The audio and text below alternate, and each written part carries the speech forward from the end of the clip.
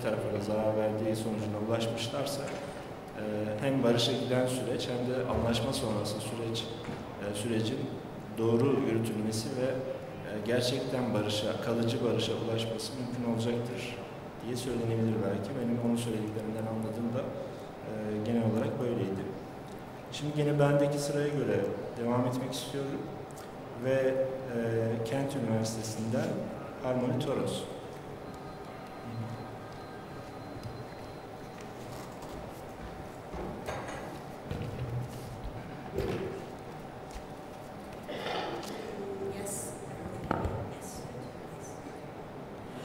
Thank you very much for the invitation. I'm really honored, particularly as I come from a long line of people who spend their lives dedicated to public service in this country. Unfortunately, I will do my presentation in English, as my Turkish is a little chatpat, and chatpat is not good enough when it comes to sensitive topics like terrorism.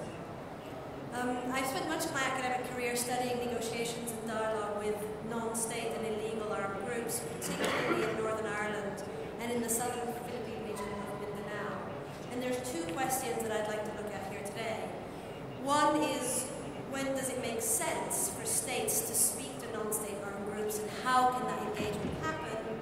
And secondly, because it's a two-way street, when does it make sense for non-state armed groups to speak to states, and how does that engagement happen?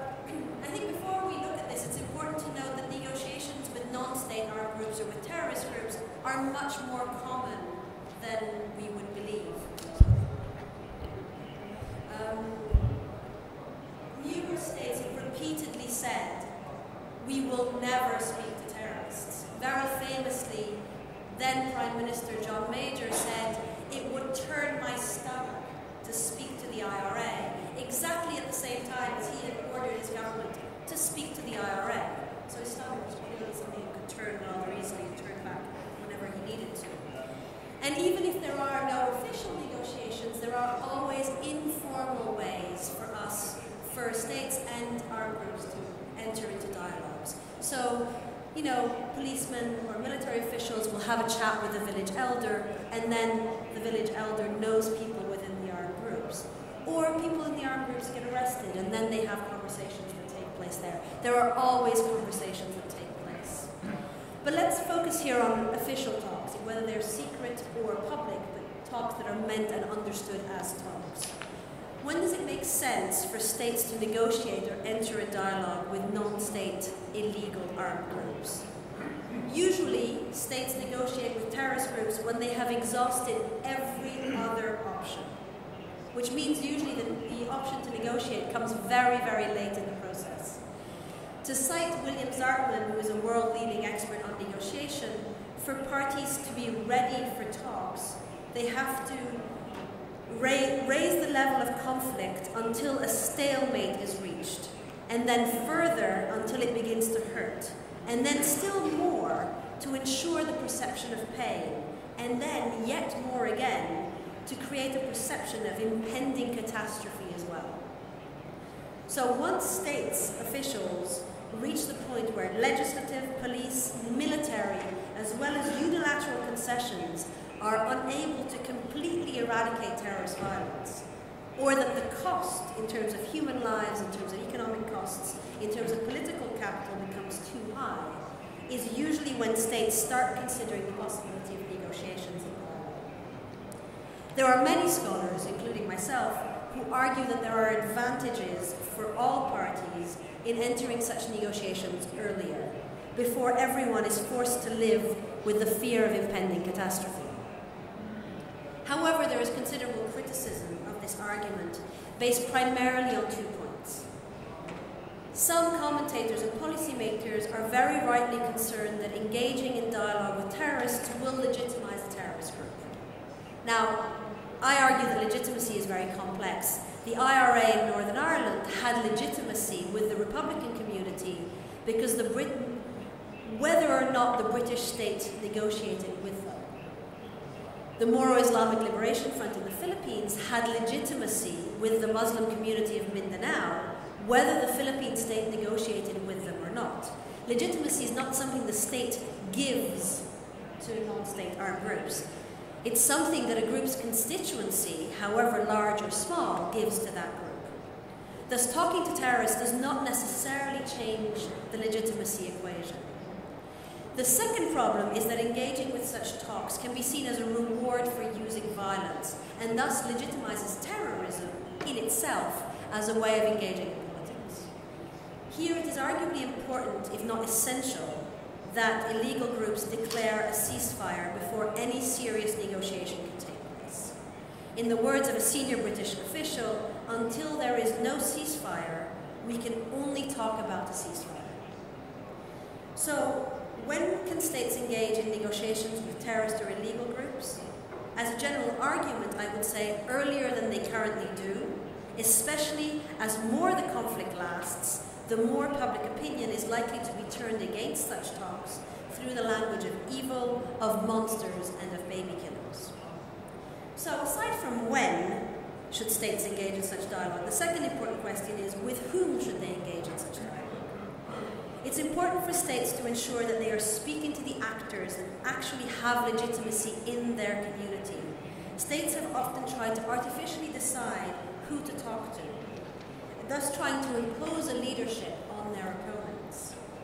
It is arguably very difficult to do this and has led to really mixed results. Some argue that Israel chose to negotiate with Arafat, for example, only because they wanted to avoid negotiating with an increasingly powerful Hamas. 20 years later, we can see this calculation did not work. Arafat was already losing legitimacy with the Palestinian people in the early 1990s, and all those rejecting his leadership rejected the peace process, and all those rejecting the peace process flocked to Hamas. Then now, 20 years later, if Israel really wants peace, they have to come to the negotiating with Hamas sooner or later. So states cannot choose who they negotiate with. However, sometimes the leadership of illegal movements can be very complex. Illegality can lead to secretive and indirect chains of command, and several governments have stated that they cannot negotiate with a terrorist group because they don't know who to talk to. This can be a problem, but complexity is something that can be seen as a positive rather than a negative. In some organizations like the IRA that has a very strict chain of command, if the Army Chief of Staff says no to negotiations, there are no negotiations, full stop. But in a more fluid, complex situation, such as the Taliban in Afghanistan, for example, one can engage in talks with some members and not with others, and one can then build on these talks to include the broader movement. So complexity should be seen, to use the term of John Paul Lederach, as a friend, not as a foe, necessarily a bad thing. It is also essential that state actors, once they decide to negotiate with the armed groups, do not marginalize the non-violent groups. In too many cases, have those who were pushing for the same political agenda non-violently been completely excluded from talks once the violent actors are allowed in the room, and this has been detrimental to various peace processes. So what should we talk about? What should these talks be about? States often try to delimit what talks can be about. The Spanish state tried for years to engage only in technical talks with the Basque separatist group ETA. This meant that they only wanted to speak of a ceasefire, of the destruction of ETA weaponry, etc. And this never really led to any progress, because the only thing that non-state groups can bargain with is their capacity at any time to resort to violence. As said before, of course, unless there's a ceasefire, it is arguably impossible to speak of anything else. But once a ceasefire is there, asking armed groups to speak only about disarmament without a real political discussion on how to achieve peace is often the road to renewed violence. So these are some of the findings that one can find from numerous case studies regarding state approaches to negotiations and dialogue with armed groups. But as I said, dialogue and negotiation is a two-way street. Both sides need to feel they're going to get something out of it, even if that may be only the fact that they will not be the target of military operations.